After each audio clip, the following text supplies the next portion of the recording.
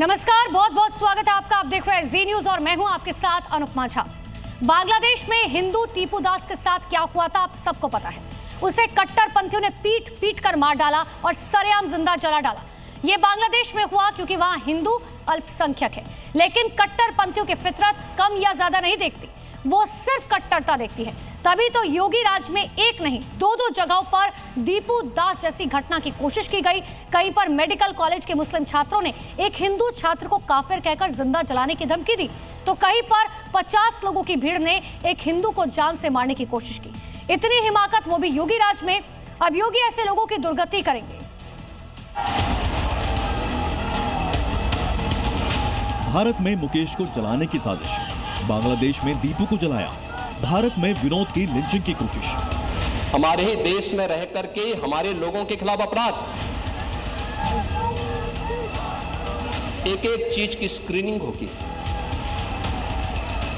जलाता तो फिर उसकी क्या दुर्गति होती या वह भी जानता। योगी के राज में दीपू जैसी बर्बर साजिश हुई है, और वो भी एक जगह नहीं दो जगहों पर। जिस तरह से बांग्लादेश में कट्टरपंथियों ने दीपू दास को सरेआम पीट पीट कर मारा था, उसे जिंदा जलाया था, ठीक वैसे ही बर्बरता यूपी के 2 शहरों में करने की कोशिश की है नफरतियों ने। हिंदू के साथ ये कह रहे थे बांग्लादेश में अभी 2 दिन पहले हुआ, आप लोग ये भूल गए, और ऐसे पेट्रोल से जलाने की धमकी दी है। जान से मारने की नियत थी बिल्कुल ही। वो तो हम अपनी जान बचा के भाग गए, तो 2-4 हिंदू भाई की दुकान थी, वहां से हमने कुछ अपने जान बचाई है। यूपी में दीपू जैसी बर्बर साजिश नंबर 1। पहली बर्बरता की कोशिश की गई मुकेश के साथ। यूपी के बदायूं के इसी राजकीय मेडिकल कॉलेज के छात्र मुकेश को उसके ही कॉलेज में 3 मुस्लिम छात्रों ने बांग्लादेश में हिंदू दीपू दास की बर्बरता याद दिलाकर धमकाने की कोशिश की। आरोप है कि कॉलेज के कट्टरपंथी छात्रों ने पेट्रोल से जलाने की धमकी दी। इतना ही नहीं, कट्टरपंथी मुस्लिम छात्र कॉलेज के हिंदू छात्रों को काफिर भी कहते हैं। पीड़ित छात्र धमकी से इतना डर गया कि उसने थाने में आरोपी छात्रों के खिलाफ शिकायत दर्ज करा दी है। मैं क्लास में बैठा था तो उन्होंने मारपीट करना चालू कर दिया था, और काफिर भी बोलते हैं, और हिंदू के साथ ये कह रहे थे बांग्लादेश में अभी 2 दिन पहले हुआ, आप लोग ये भूल गए, और ऐसे पेट्रोल से जलाने की धमकी दी है। सोचिए कट्टरपंथियों की मानसिकता कैसी है कि वो अब दीपू दास की बर्बर हत्या को उदाहरण बनाकर हिंदुओं को धमका रहे हैं, और वो भी बांग्लादेश में नहीं, हिंदुस्तान में।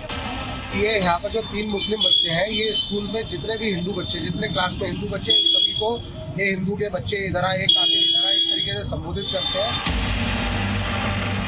यूपी में दीपू जैसी बर्बर साजिश नंबर 2। जिस तरह बांग्लादेश में दीपू दास को भीड़ ने घेर कर मारा था, ठीक वैसा ही भीड़ ने विनोद कुमार को भी घेर लिया था। उसकी लिंचिंग करने वाली थी। जैसे तैसे विनोद को कुछ लोगों ने भीड़ के बीच जिंदा बचाया। यूपी के बरेली के रहने वाले विनोद की गलती सिर्फ इतनी थी कि उन्होंने बांग्लादेश में हिंदुओं पर हमले के विरोध में प्रदर्शन किया था, पुतला फूका था। इस वीडियो से नाराज होकर दर्जनों की संख्या में कट्टर भाईजान ने उसे बीच रास्ते में घेर लिया, घेर कर उसके साथ मारपीट की, जान लेने की कोशिश की। तो जब विनोद बाजार जा रहा था, तो जिहादी सोच वाले व्यक्तियों ने उन्हें रोक लिया, जम के पिटाई करी, साथ में नारे भी लगा रहे थे, सरतन से जुदा, सरतन से जुदा। जैसे तैसे जो है वहां से उनके चंगुल से छूटा और उसने अपने आप को एक दुकान में बंद कर लिया। हमले में विनोद कुमार घायल हो गए, लेकिन विनोद का खौफ अभी खत्म नहीं हुआ है। आरोप है कि कट्टरपंथियों ने भविष्य में जान से मारने, बांग्लादेश जैसी हालत करने की धमकी दी है। जान से मारने की नियत थी बिल्कुल ही। वो तो हम अपनी जान बचा के भाग गए, तो 2-4 हिंदू भाई की दुकान थी, वहां से हमने कुछ अपने जान बचाई है। जब आपको मार रहे थे वो क्या कह रहे थे? वो नारा तकबीर के नारे लगा रहे थे, अल्लाह अकबर के नारे लगा रहे थे। हाँ, बोले थे हमारे नबी की गुस्ताखी में जो कहेगा उसका सरपंच अलग होगा। विनोद ने 50 लोगों के खिलाफ केस दर्ज कराया है। हमले की आशंका से विनोद का परिवार डरा हुआ है और घर से बाहर नहीं निकल पा रहा है। परिवार अब योगी सरकार से सुरक्षा की मांग कर रहा है।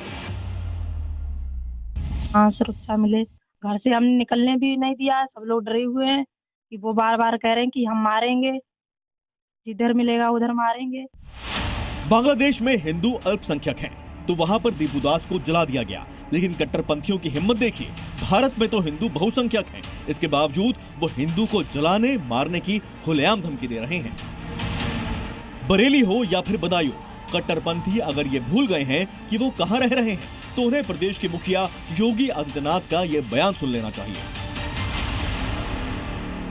जो आपकी तुष्टीकरण की नीति है, जिसके कारण बांग्लादेश बना है, अगर बांग्लादेश पाकिस्तान नहीं बना होता, इस तरीके से हिंदू नहीं जलाया होता, और जलाता तो फिर उसकी क्या दुर्गति होती या वह भी जानता। बदायूं में आरोपी 3 मुस्लिम छात्रों को योगी फोर्स ने हिरासत में ले लिया है और बरेली में पुलिस मारपीट करने और धमकाने वालों को ढूंढ रही है। बहुत जल्द वो भी शिकंजे में आएंगे। हमारे ही देश में रह करके हमारे लोगों के खिलाफ अपराध। हैरानी की बात यह है कि बांग्लादेश हो, बरेली हो या फिर बदायूं, तीनों ही जगहों के नाम बा से शुरू होते हैं। बरेली और बदायूं की घटना के बाद यह सवाल उठ रहा है कि क्या कुछ कट्टरपंथी भाईजान बांग्लादेश वाली बर्बरता की बात हिंदुओं को डराने धमकाने के लिए कर रहे हैं। बरेली से अजय कश्यप के साथ ब्यूरो रिपोर्ट, जी मीडिया।